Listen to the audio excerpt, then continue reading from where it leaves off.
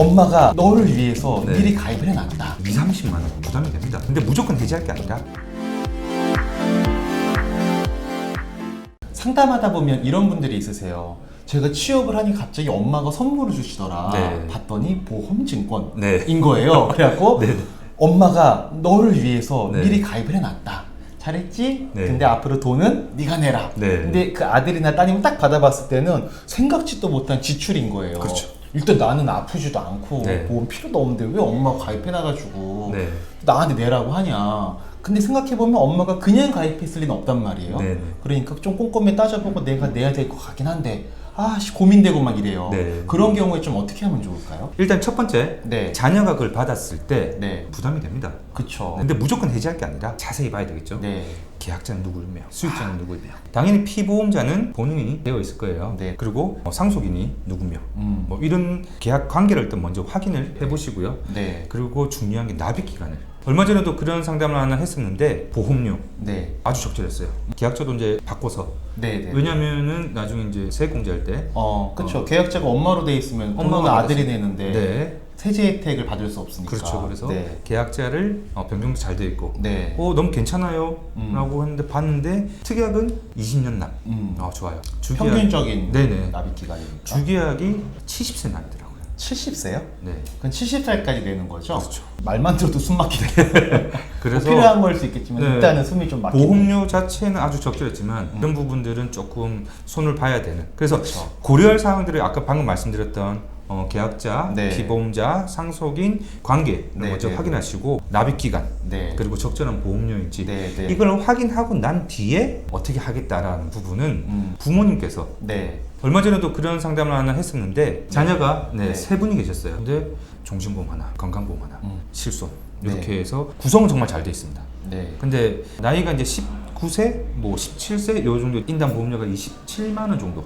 미성년자인데요? 네. 그렇게 나가다 보니까 구성은 물론 정말 잘 되어 있지만은 제가 네. 이제 부모님께 그런 말씀을 드렸어요. 자녀가 앞으로 한 5, 6년 네. 따님이죠, 따님. 그래서 5, 6년 있으면 사회에 진출하지 않겠냐. 그러면 이 보험을 넘겨주실 거냐, 아니면 시집가고 애 낳고 할 때까지 계속 내주실 거냐. 그러니까 당연히 넘겨준다고 하시더라고요. 그럼요. 이제 그러면 성인 됐으니까. 그럼요. 이제. 근데 입장 바꿔 생각해 버렸어요, 어머니한테. 네. 자녀가 이걸 받았을 때 어떤 생각을 하겠냐.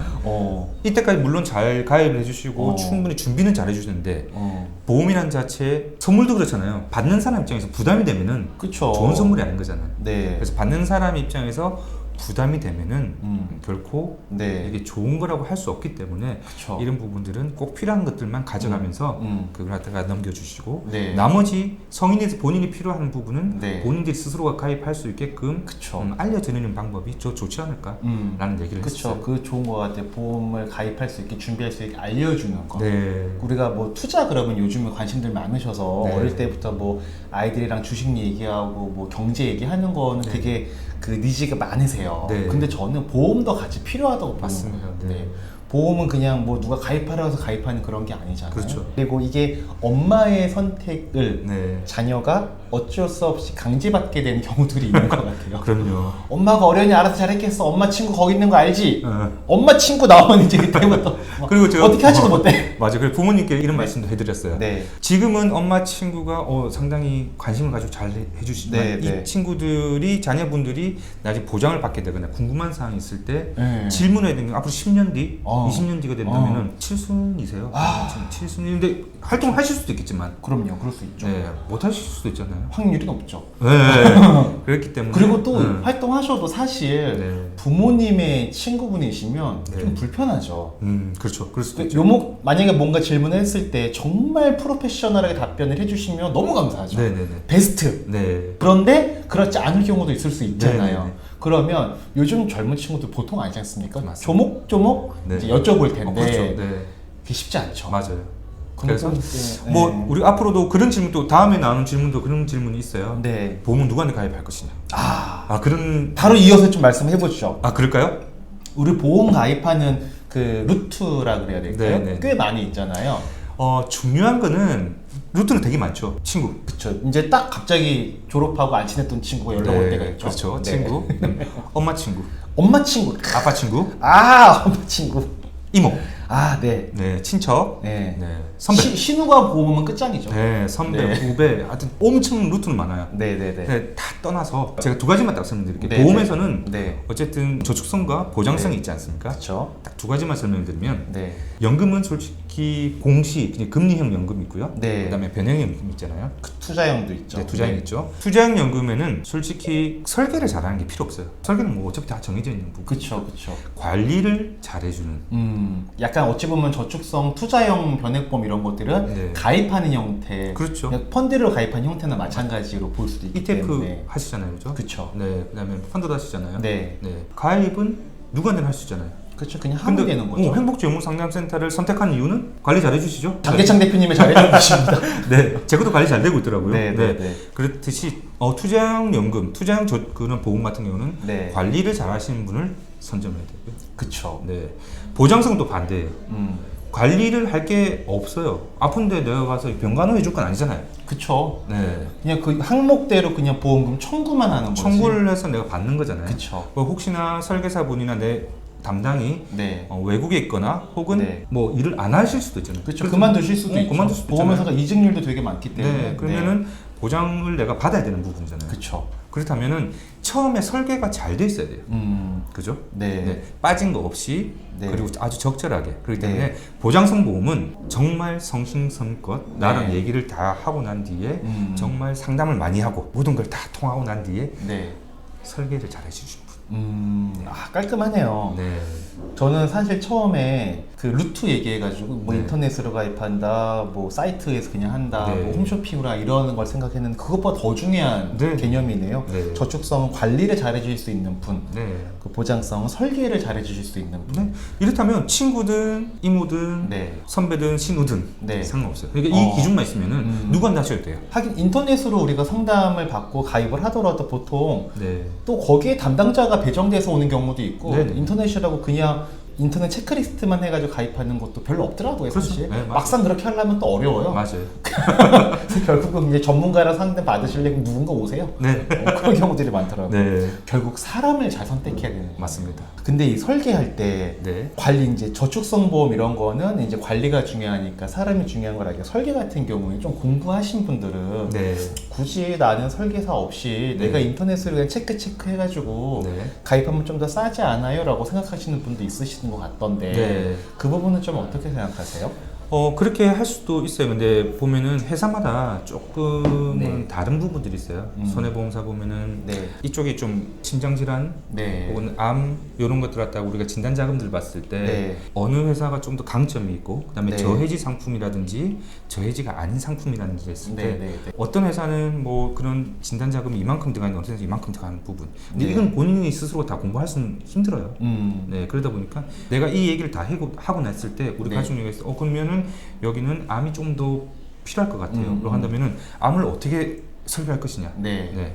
회사마다 어떻게 세팅을 할 것이고 네, 세팅을 했다가 뭐 진단자금 비갱신형으로 2천만 원. 그리고 네. 좀 더 불안하니까 나는 근데 비용은 좀 적게 들었으면 좋겠어. 라고 한다면은 갱신형으로도 다시 같이 합쳐가지고 요런 맞춤 설계? 그쵸, 계단식 설계 네, 라는 네, 네. 부분을 본인이 스스로 하기는 힘들기 때문에 맞아요. 그래서 전문가가 좀 필요하지 않나. 약간 이런 느낌인 것 같아요. 우리 DIY라는 거 있잖아요. 네. 그냥 내가 내 거 만들어 쓰는 이런 네, 네, 것들.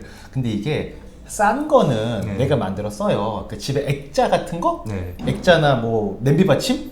이런 건 싼 거니까. 그쵸. 망쳐도 뭐 네. 침대를 DIY 하지는 않잖아요. 그쵸. 별로. 네. 전문가들은 하시겠지만. 네.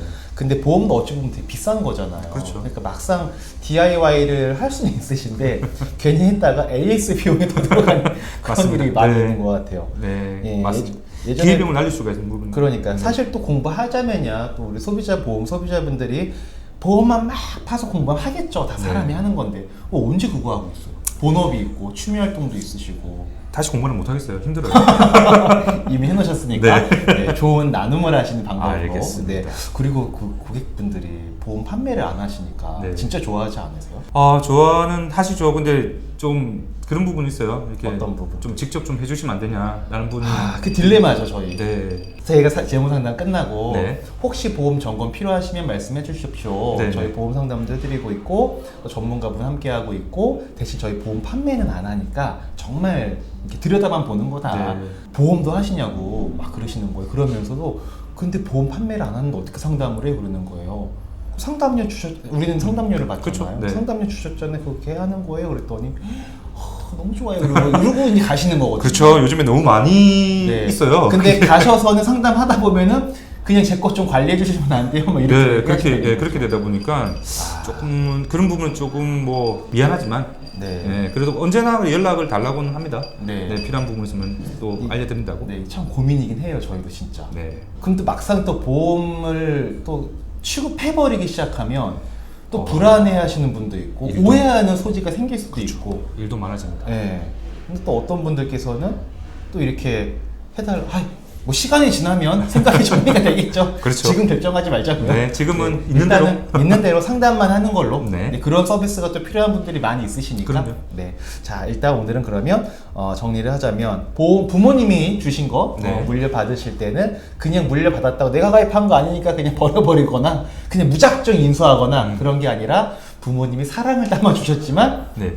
이게 나한테 맞는 건지 따져볼 필요성은 충분히 있다. 그런 것들 한번 고려해 보시고 또 보험 가입할 때 루트가 있는데 뭐 홈쇼핑이냐 뭐 콜센터 TM으로 가입 이런 것보다도 저축성은 관리자가 중요하다. 네. 그리고 보장성은 설계를 잘해줄 수 있는 사람이 중요하다. 결국은 네. 어떤 상담사와 진행이 되느냐가 되게 네. 중요할 수 있다라는 부분 맞습니다. 좀 감명 깊게 네. 잘 들었습니다. 아, 감사합니다. 네. 마지막으로 하고 싶으신 말씀 있으시면 부탁드립니다. 보험 상담이라서 너무 어렵게 생각하지 마시고요. 우리 행복재무상담센터에 재무상담 받으러 오실 때 미리 준비하셔서 이거 제 거 한번 봐주세요 정도 쉽게 다가오시면 네. 저도 마음 가볍게 유지하세요. 이거 추가하세요. 빼세요.